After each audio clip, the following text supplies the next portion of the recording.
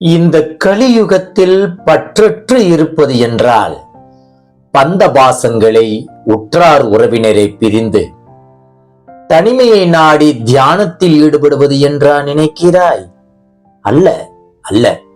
நம்மை பிணைக்கும் கட்டிப்போடும் உணர்ச்சிகளிலிருந்தும் அஞ்ஞான சிந்தனைகளிலிருந்தும் தள்ளி விடுபட்டு இருப்பதுதான் உண்மையான பற்றற்ற நிலை.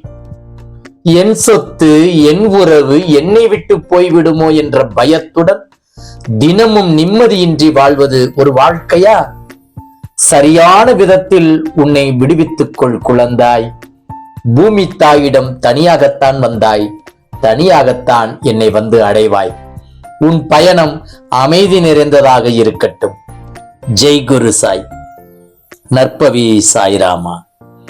ஜெய் குரு தேவதத்தா.